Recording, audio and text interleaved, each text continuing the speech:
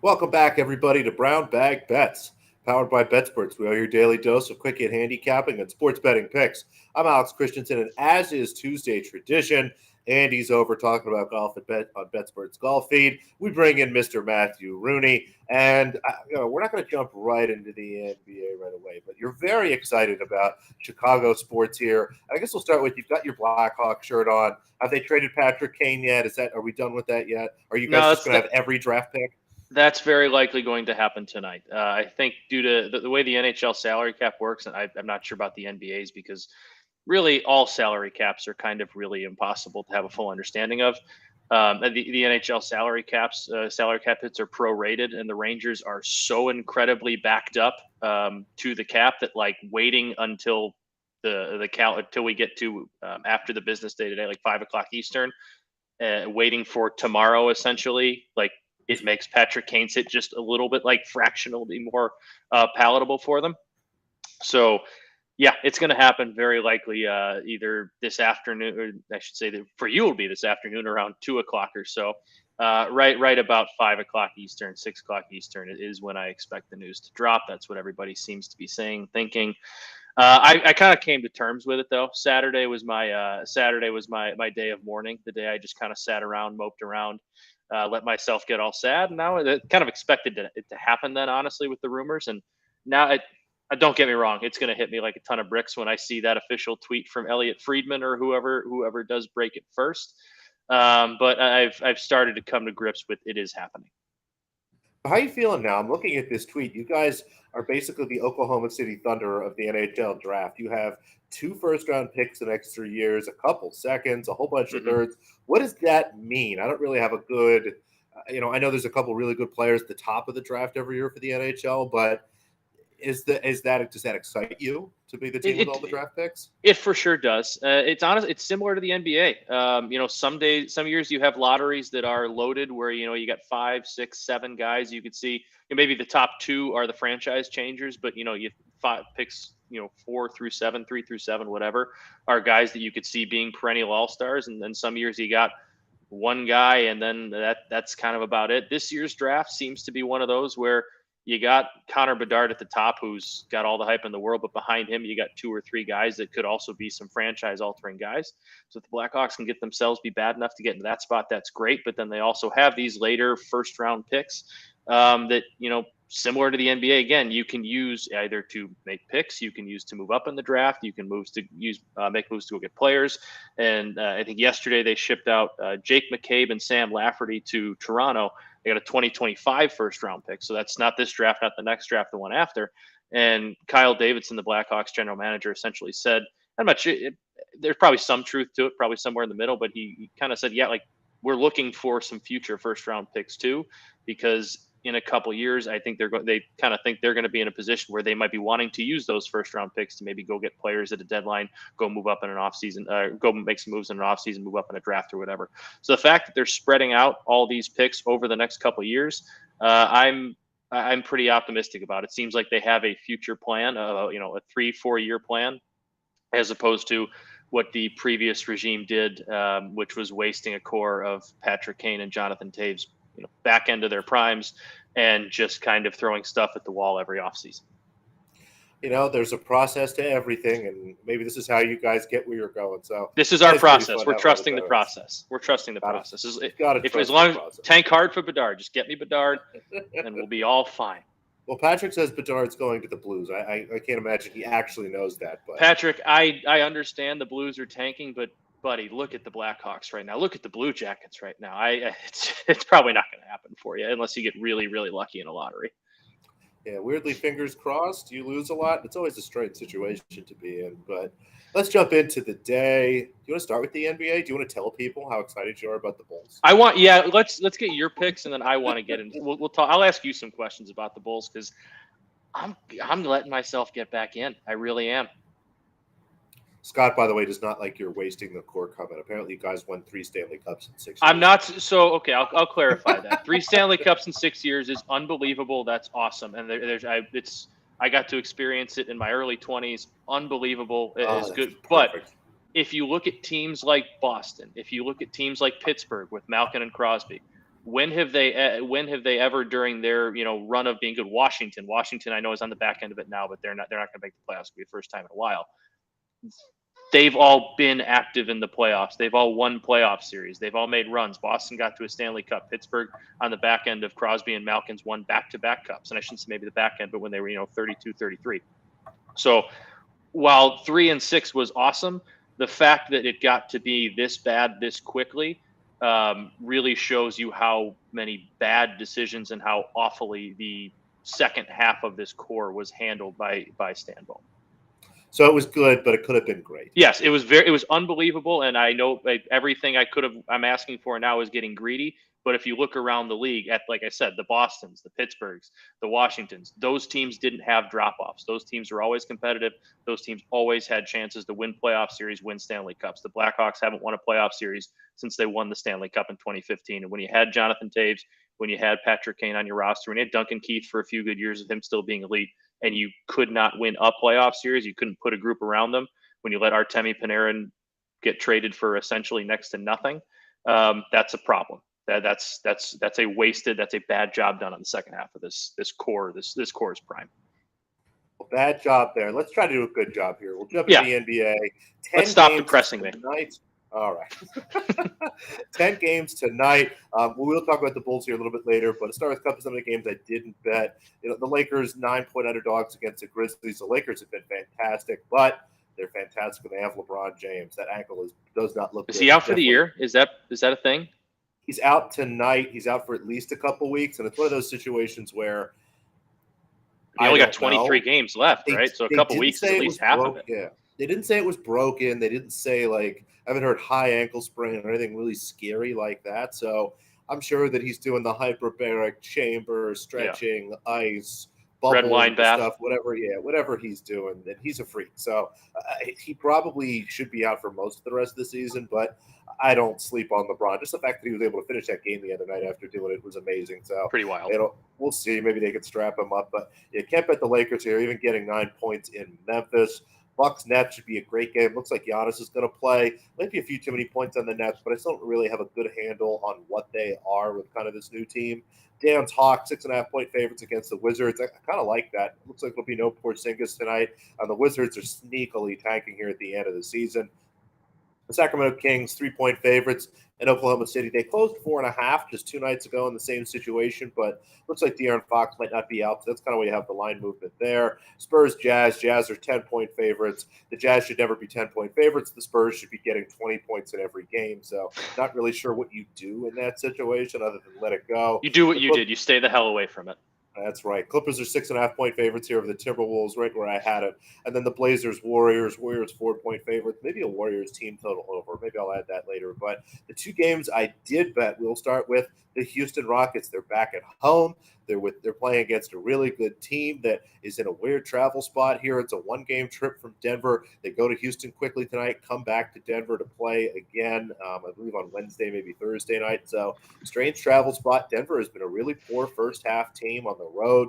The Rockets, again, we know they don't win basketball games, but they know how to stay competitive here in the first half. They've been a great first-half team, especially at home. So I really like this +6. And if I like the +6, I see a little value on the money line. So let's go back to the well here. I'm 1-1 on these, but +500, +550 both times. I'm also going to take the Rockets, not just +6 in the first half, but this first half full game. If you go around and look, it's in different sections everywhere. This particular one, I believe this was FanDuel's price, which you can find in the same game parlay section. It's the first half full game parlays, but basically Rockets win the first half, Nuggets win the game. +550. I love this number quite a bit. Now, maybe there's a chance the Nuggets kind of rest some guys tonight and things get sloppy late. Maybe the Rockets somehow win a basketball game, but it just doesn't seem like it's going to happen. I mean, if you pull up the Rocket schedule, man, it is one of the funniest things that I have ever seen. I've been all these red L's. So if you go to ESPN and you pull up the schedule, they have, green W's, red L's, and it's just there's so much red. It just a lot of like L's. Somebody's murdered this Rockets team. And really, they have. So, maybe we'll get lucky again. Maybe it'll be some sort of foul nonsense like that Sacramento Kings game. But, yeah, give me Rockets first half +6 and the first half full game +550. And then the Indiana Pacers playing up against a Dallas Mavericks team that continues to struggle, continues to be pretty overrated at this point with two of their stars in terms of the market. The defense is just awful. That's what we saw the other night against the Lakers. I'm sorry, not the other night. That was a Sunday afternoon game, but the Lakers basically down 24 points, I think, at the end of the first quarter. At some point, got to be down 27 points during the game. Come all the way back and win because you can get whatever you want at the basket against this Mavericks team. There is no one protecting the rim. There's generally nobody standing anywhere near the rim. And if you have a big that's pretty good at scoring, same thing. I mean, we saw Anthony Davis get buckets whenever he needed to. LeBron James putting his head down, getting to the rim over and over and over again. And this Pacers team has a lot of great guards. Halliburton should have a good night tonight. Mathurin, even Duarte should be able to get to the basket. Miles Turner, a pretty solid big here. It's just a great matchup for them, but somebody is betting the Mavericks. Somebody very much disagrees with me on this. I don't know if maybe Tyrese Halliburton fell down the stairs this morning and got hurt or something like that. But it's one of those things where, and I've been talking to a couple of my friends, we all make this game, 6, maybe 6.5 in terms of the Dallas Mavericks being favored. And that's if we really try to stretch it out. A lot of it started closer to 5. I grabbed 8.5 this morning. I'm looking at a 9 right now, and there might even be a 9.5 or 10 later. I'm going to go back and just add some more. I love the spot for the Pacers, but fingers crossed, Matt. Let's hope that I don't find out any news. And then the last game, go ahead. I was going to say I like that value bet. It seems like there's a lot, and whenever you see star-studded teams at the top like the Mavericks, who know that the trade happened a couple weeks ago, but still trying to figure some things out. There's going to be some cracks there, and clearly there still are because they're struggling a little bit. It's fun to score points, but you also have to keep the other team from scoring points. And exactly. People forget that. Last game we didn't talk about, your Bulls, 4.5-point underdogs in Toronto. Toronto's been pretty fantastic at home, a little bit better with Pirtle, so I stayed away from this one, but good spot for your Bulls. And if you're looking for a first scorer bet, I don't know if Alyssa's floating around in the chat this morning or not, but give me both big men. Pirtle has been great. Vucevic, I think, has like the most first baskets of almost anybody in the league at this point. He's crazy.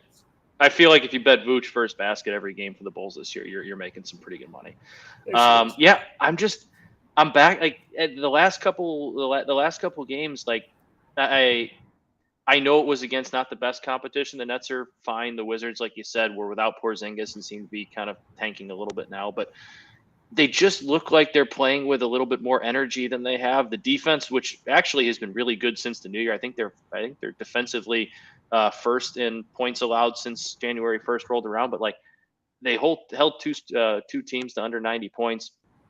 Zach LaVine's scoring a lot of points, but not only he's doing it efficiently. He's not doing it on 9 of 23 shooting. He's doing it on 11 of 17, and I think it was 12 of 18. Like the way that they're playing just seems a lot more efficient. It seems a lot more sustainable. They've tweaked the starting lineup to have Caruso and Pat Beverly in there, so it really gives you, as good of a defensive lineup of guards as you can kind of have. Those two are both really responsible. It frees things up down low. And then honestly, I like Patrick Williams. I like Ayo Dosunmu, but those guys are second unit guys in the NBA.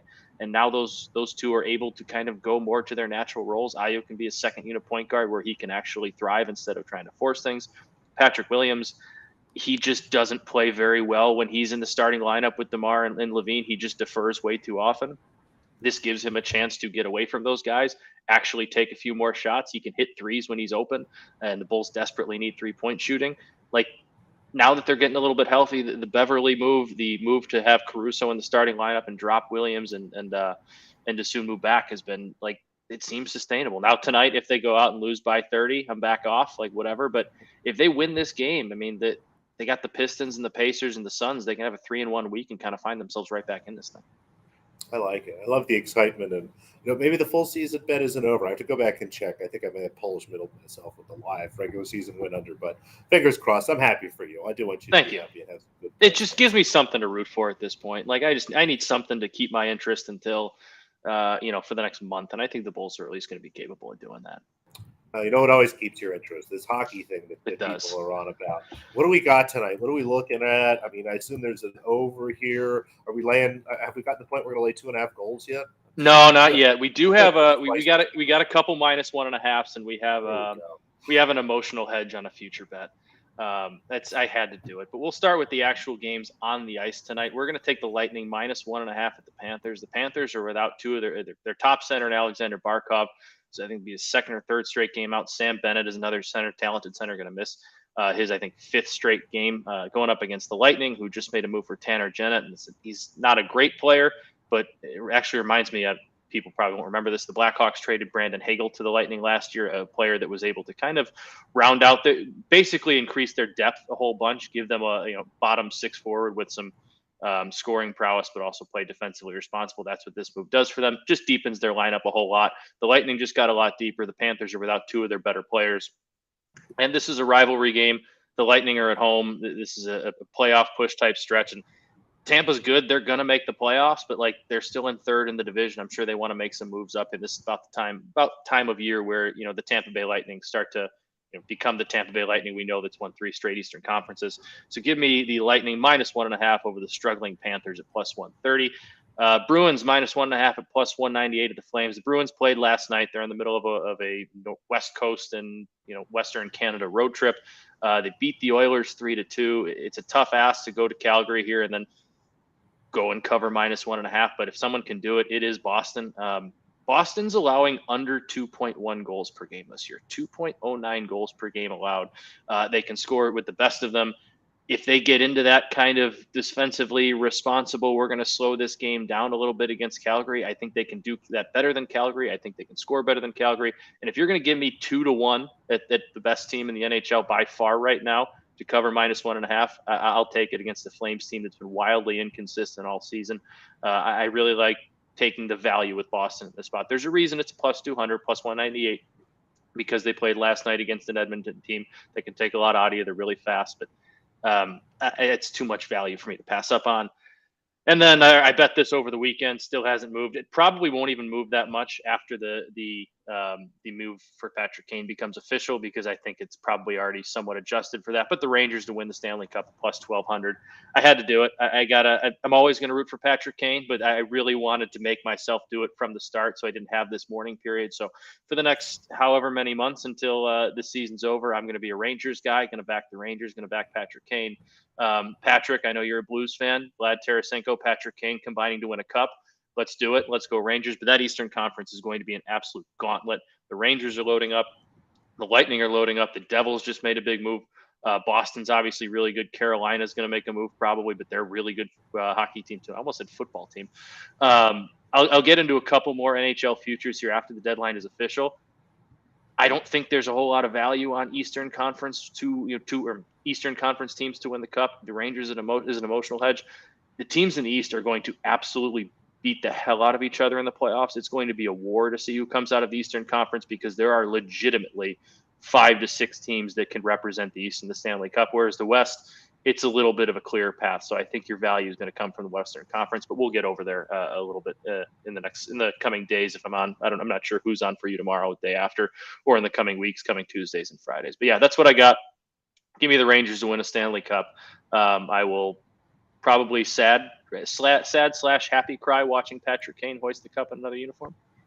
Oh, that'd be so cute. Hopefully we'll get a picture of that. Single tear rolling down the cheek. Oh, that'd be so nice. Yeah. I'd be happy for both of you and Patrick. Thank and even you. the other Patricks. There's so many Patricks involved here. There really are. Bets. It is. It's a big part of it.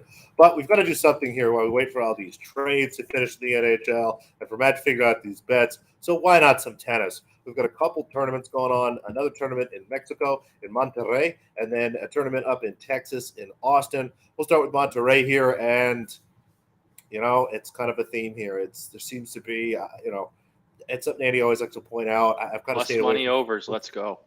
I've stayed away a little bit from full match totals, not too many spreads or sides here. But, yeah, these first half overs have been great, and we'll continue to go back to bat for these here. We'll start with Katerina Siniakova against Kamila Rakimova. Again, kind of the same handicap I generally have for these.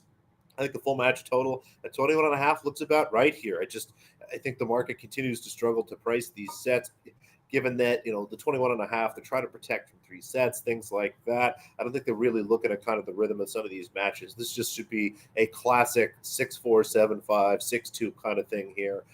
2 women playing pretty solid tennis. Rakimova comes through, hasn't lost a match in about a week or so. Siniakova coming off a nice long run here. So look at over 9.5 +110 looks really good.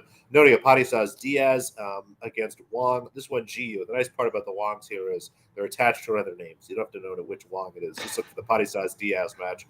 Again, first set here over 9.5. Was able to find +100 here.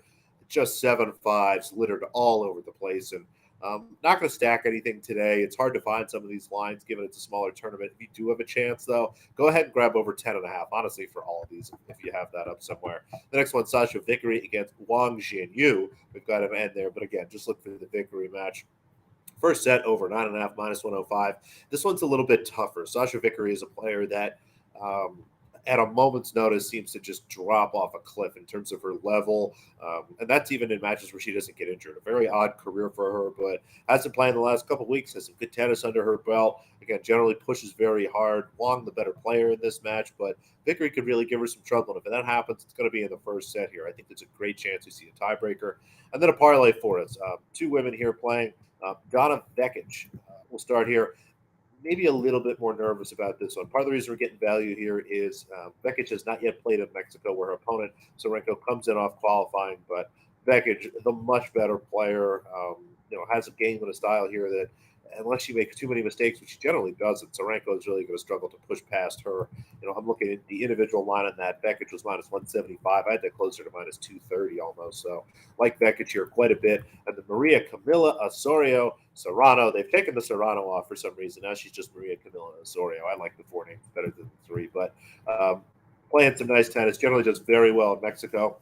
There's only a favorite around minus 135 here against, I'm sorry, looking at the wrong name here. It's a favorite of minus 310 over Meyer Sharif. I had this closer to minus 450. She should absolutely pound Sharif, who's generally a much better clay player, and we're on hards this week. So a handful of first set overs and a parlay. And then the other tournament in Austin, Texas. If you're in Texas, drive over here. There's going to be some really great tennis. If not, some, at least at the very least, some very nice looking women to watch play tennis.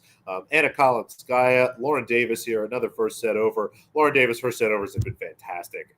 I think she's 6-4 or better in something like 7 of her last 10 matches, which, again, it's a lot bigger picture than that. There's a lot more going into that, but it's always nice to see when it actually kind of yields the results you're looking for. Again, a pretty solid hold here for both women. These courts have been, it led to some longer sets so far, so like that quite a bit. And then another parlay here, Magda Linette, the tournament favorite in what is kind of a funky week. Just minus 290 against Varvara Gracheva. Again, I had this closer to minus 380, so quite a bit of value there on the big favorite. We'll put her together with Diana Yastremska, who, to be perfectly honest, if you go, see if you can find her mom. Her mom is really good. It's a beautiful family, the Yastremskas. So get over to Austin and check that out. She should have quite a bit of success against Alf, also known as Annalena Friedsam. Again, I like the ALF. She does have an alpha. I should look to her. She's kind of a funny person. But Yastremska, the much better tennis player, someone that we really liked to back a couple years ago, has gone through this kind of strange period, but seems to be locked in this year. Was able to get this, right around minus 175. I have it closer to 230. So a first set over in the parlay there as well as Austin. A whole bunch of tennis bets this afternoon. And there's people playing baseball. I walked by a TV and they were playing baseball. Yeah, we got It's spring February. We got spring. We're out in Arizona and Florida. It's warm there. First, and also, like I said it, but thank you for giving me plus money tennis bets. I love that. That's what I love. And I think 6 out of your 7 there were plus money. And I'm really happy that your internet worked, because the backup plan was for me to read the tennis bets again. And judging from a lot of those names, would not have went very well today. I recognize some, but not all. I don't think it would have. Dirty Aparitas Diaz would have been a good one to hear. I've heard you say that one, so I think I could have gotten that one before. Like, some I can pick up on the context clues of remembering hearing you say that on Tuesday, but some I would have struggled with. But yeah, we got spring training baseball on our screen, and it's nice to see. It means it's the official Win Total Tuesday. Win Total Tuesday. Well, I'm not here on Wednesdays usually, so Win Total Tuesday. But yeah, it's like the official. We're almost kind of through winter, not quite yet, but we're getting there. It's February 28th. Tomorrow's March 1st. It's basically spring already, even though the stand's getting dumped on with snow up in Connecticut. Do have a couple win totals though. It wouldn't be me if I didn't have a homer pick, but I do think there's some logic behind it, and then I do have an under. We'll start with the White Sox. I did want to get your Phillies on here, but I think shocker, Vegas I think has it right with 88.5. Like, I think that's right on the money for them. And that division's going to be so good. I have no idea what's going to happen, even though they did get a lot better with adding Trey Turner. I'm going to take the White Sox over 83.5 wins. They were 81-81 last year, and they did lose Jose Abreu, but they added Andrew Benintendi, who, while he's not the hitter Jose Abreu was, obviously, he makes their outfield defense a million times better. And now they go from a team in the outfield who had a gold glove caliber guy in Luis Robert in center field, surrounded by Andrew Vaughn playing out of position and Eloy Jimenez, who got hurt every 5 minutes out and left. They now go to Luis Robert, Gold Glove caliber, and Andrew Benintendi in left, another Gold Glove caliber outfielder. So the defense got a whole lot better. Andrew Vaughn gets to go back to playing first base, which is his natural position. I think it'll actually help him hitting a lot better too. And if you look at the White Sox issues last year, everything that could have gone wrong went wrong. Like there was not really one thing that really went right for them. Lucas Giolito fell off the face of the planet. Lance Lynn missed the first couple months. Obviously, they missed Carlos Rodon. No one really had all that good years for them, and they were still 81 and 81 and right there down the stretch. So I think things kind of bouncing back to me. I'm not going to say they're going to win 90 games. I'm not going to say they're going to win the division, but I think 83 and a half, I think 3 more wins is very doable for them this year. And I cannot stress this enough. Tony La Russa is not managing their baseball team this year. I don't know if you guys heard that. He's not managing their baseball team this year. Pedro Grifal is. And from what I've heard, he does not actually. And from what I've been reading, and quite honestly, from the White Sox media has been, fairly upfront and honest, or at least was towards the end of the La Russa era, about kind of wondering what his approach exactly was, which ended up being nothing. They're actually doing like drills at spring training with like a focus on, defense and the fundamentals. And yeah, so it's wild. Like they're actually doing and working on some of the little things that really were the main reason that and a bunch of injuries caused them to be 81 and 81, which again, like I said, was everything went about as bad as possible. They were a 500 baseball team. So I think they can get over that 83 and a half. And I really like it at plus money. And the Milwaukee Brewers are going to go under 85 and a half. I think the Cardinals got better. With Wilson Contreras, Yadier Molino's a nice. Was obviously he's a Hall of Famer, most likely a Cardinals legend, but towards the end of his career, didn't really provide you much outside of defense. Wilson Contreras is going to provide them with another bat in that lineup. Obviously, they have 2 Hall of Famers in their infield already with Paul Goldschmidt and Nolan Arenado. It doesn't really seem to matter who's in that starting rotation. They just have 5 really good ones. They're going to pitch the ball well. And the Cubs, too, got better. I don't think they're going to be an 80, 81 win team, but I think they're going to be better than what they had last year, which I think was 73 and a half or so, right around there. I think they're going to be a little bit more of a problem. They're going to be a little bit friskier. And Milwaukee just didn't really do much in the offseason. And it seems like they also pissed off their ace and Corbin Burns over $100,000 in arbitration. So that's kind of going to be a lingering storyline there. A team that underachieved last year just kind of stood pat. They do have really good pitching, but the offense just really isn't all that there for me. And I think 85 and a half to say they're going to be the same as last year. I think they take a little bit of a step back, and I think that's kind of the Cardinals division as they cruise to it. So I like the under 85 and a half wins there. Who is this Jordan Walker fellow? Patrick might have to fill me in on that one. I'm not as versed with the Cardinals prospect system and haven't done too big of a deep dive other than to know that I like them very much in that division this year. And honestly, I would probably sprinkle them a little bit to win the NL. Maybe something just a sprinkle. I like that. I like the sprinkle. Yeah. All right, everybody. Sprinkle. I think that's all we have to cover. I'm not aware of any random soccer, but now is the time to bring it up because I only have a few more things to say before we wrap. Thanks again, everybody, for watching. Great job. Everybody in the comments, make sure you give us a thumbs up. Drop a comment down there in the bottom, good, bad, or otherwise, anything. Just dump it down in there. Watch the BetSports golf shows today, too, today and tomorrow. They're killing it. They gave out another outright. They did. They're fantastic. The boys will be back tomorrow. I'll see you on Friday.